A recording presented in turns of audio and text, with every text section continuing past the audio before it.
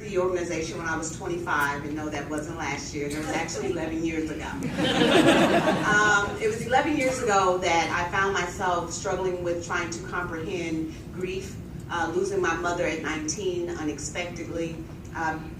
2 years later, I became a single mother of a handsome 15-year-old that's sitting there with me tonight.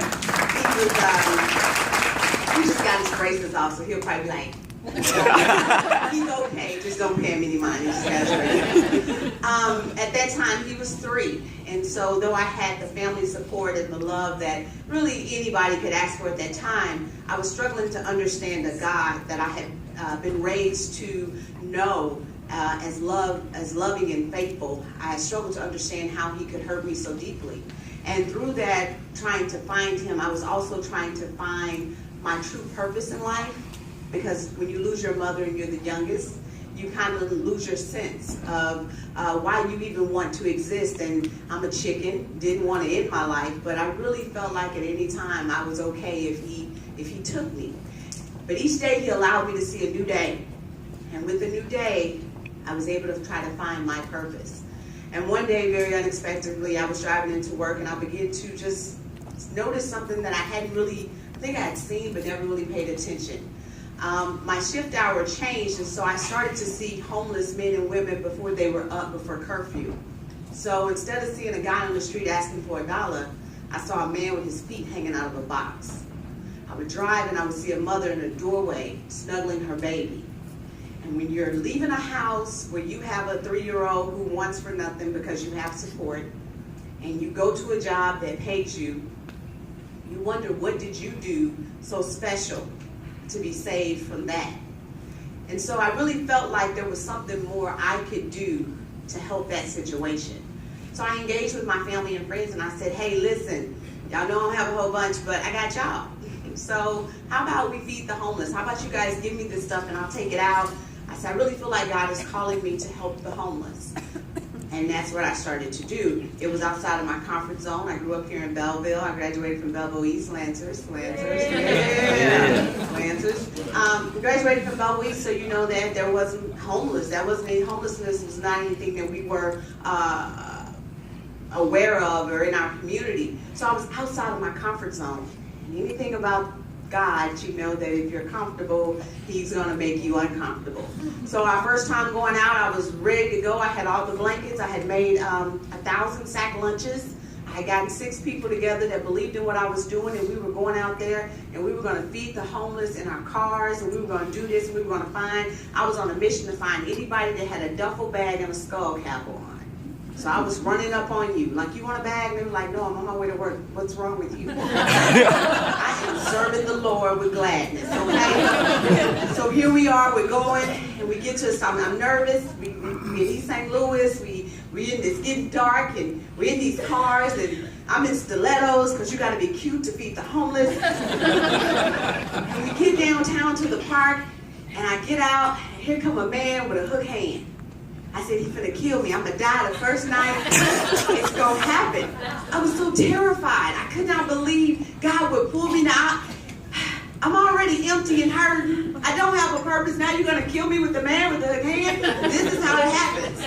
And so I did with anybody who felt courageous to serve God and to create a ministry. I dropped the box and I ran to my car. I drove home and I had a really candid conversation, because now I don't know what kind of jokes you're playing up there, but this ain't funny anymore. But instead of being defeated, I felt empowered to get up again the next month. So I spent the next 30 days tweaking what could be different. Maybe we should start taking some guys with us, because the man with the hook hand was after me. I know it, even though he didn't catch me. Let's do this differently. And each month that I found myself preparing, I found God providing. And what started as an outreach, a once-a-month organization, has now grown into a nonprofit organization that serves women and men and children daily. Each day we strive to empower women and children to look beyond their circumstances. We try to empower them to understand that everything is temporary. So we're located at 6609 West Main, and we were recently blessed to expand to not only 6609, but 6611 and 6607. So we now create a campus to where we're working on bringing therapy into it. The therapist is really cool, by the way. She just, that's me. I'm new at it, so I'm like really excited to brag that I'm a therapist. Because I believe that if you're going to really reach people, you got to be educated. You got to be prepared and ready to reach them. So we still do our outreach every month. It's called Compassion Day. And it's the one day of the month where we go out and we feed the homeless. But instead of just creating Compassion Day monthly, we create Compassion Day every day. We do an intake process where women call and they're able to tell us what's going on. So I can echo with Jim where sometimes you sit on the phone and you have to listen for 15 minutes to understand that they're just hungry. Or you have to listen for 30 minutes just to know that they're out of Pampers. And we have a diaper bank where moms can come in, and I don't care about your income because truth of the matter is we're all sometimes one check away. Sometimes things happen when you're married. Sometimes things happen when you're single that you just need a little help. Who am I to create an agency that deny you your help because there's some red tape stopping us from serving you? We've never received any state or federal funding, and quite frankly, I'm happy when people say, how are the budget cuts affect you? I don't know, we were never in the budget. So thanks to the community, thanks to organizations and churches and to individuals and fundraisers and to the awesome grant writer who recently quit and hired another grant writer, that would be me. We've been able to sustain ourselves and to grow ourselves from what started out with $150 of a couple friends coming together to be able to own 3 buildings and property and land and have a financial budget of almost $200,000 all combined. That is God, and that is nothing that I can ever take credit for because there's some days I've sat and scratched my head and just kind of wondered. But each day that I have been available, and each day our team has been available to go out and empower and educate our girls, we created a program called Empower Me to go into the schools. We've put it into 18 schools throughout St. Clair County. And what I found is when we're reaching these women and we're talking to these moms that are sleeping on the streets, and I say, well, what happened? Because I'm not afraid of the man with the hook hand anymore, by the way. I mean, fists, well, hook bumping him. And I say to him what happened, and what happened is life. They were once a Rachel who was struggling with grief. And instead of having a family support, they turned to drugs. Or they met that cute-faced man with the really good hair, and he tricked her into moving far away from her family, and she didn't know how to go back. Or she just didn't finish school, and she thought having a bunch of babies was the way out. So when you find out that this is their story, you can rebuild that. You can encourage them, but you can also now have to tell their children, we got to break the cycle with you. So we go into schools and say, listen, you are the key. You have the key right now to your success. If you stay in school, and when you finish school, not everybody is college material. Let's stop that. Let's stop making them think that the only American dream exists if they go get a college education. Some of them can really serve our country, and some of them can learn a trade. And so when you empower them to do that, when they know that, you know what, there's going to be a program on campus once a week that they can bring their report card to. And they don't have to silently suffer with not being able to read or math because in order to be in our program, I got to see your report card. And it's for me to see, and it's for our team to see, to be able to say, you know what, you're struggling. It's to find that C student who's under the radar, who has a better chance of becoming a baby mama or a baby daddy before they become an honor roll student. It's to say, no, we don't want you to go down as a C student. We want you to go up. So we strive to empower them. Weekly, we empower them. We recently graduated our 3rd senior class, which totaled out to be 75 girls.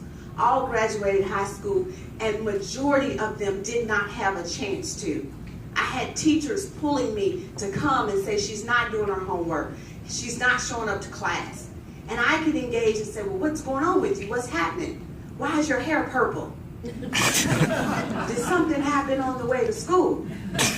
And all they want to know, truthfully, is somebody care. And so what we do is really the root of what we are. We are Project Compassion. We are structured to say we're here, what's going on? And we're able to help them. We call other agencies. We have a resource book where we call and we connect them. I tell any volunteer that's in our office, there is no such thing as we don't do that. We do that, even if we have to connect with another agency. And so I've often been asked this in closing, if I really felt like, and some days when you're in the seat wearing some different hats, man, am I really making an impact? And then I begin to look around and I go through case review, or I sit down and we go through case management, and all the women who are now thriving and striving. The mom who gave her baby up for adoption in Iowa and ended up looking at the baby and decided to bring her baby back to Illinois. They went from the airport to Project Compassion. We were the last call because everybody had kind of closed or weren't answering their phone for the day, but either way she made it to us. The baby was in no car seat and was 3 days old. Who puts a 3-day-old baby on a plane because you don't want to give it up? She had nothing, but we were able to reach out to Target. We were able to get things that were in our free store and put this mom in a place of comfort that night with her baby. And then there's my own personal story where there was a mom that I took in. And she stayed the night, and she stayed and she delivered her baby, and then she left my home only to leave her 6-week-old baby at my house. And after we tried to find family and friends, they found someone, and they ended up coming to get the baby only to return the baby back to me 5 days later. I'm a mom of 2 kids. I wouldn't sign it up for no more. And so I rocked the baby, and I rocked the baby, and eventually the baby started calling me mama. What do you do when there's a child that believes in you for everything that they need? So I began to be on the other side of the fence. And I began to need help from social service agencies with trying to figure out, how does this adoption process work? And how do we do this? And so when she's running through the house and the boys are packing her in Home Depot boxes, and I watch her in the bathtub wanting bubble bath and just living life like it's all good, can't help but to wonder what would have happened had I closed my heart of compassion. What would have happened if I hadn't been there and just kind of took work home with me one day? So to anybody that has ever volunteered or given or want to give, you're giving not just to an agency, but you're giving hope to men and women that are truly in need. And if I can just help one each year or each month or each week or each day, then everything that I do is not in vain. Allie, from the bottom of my heart, thank you. There's more information about Project Compassion, and I look forward to seeing you guys out in the community. Thank you.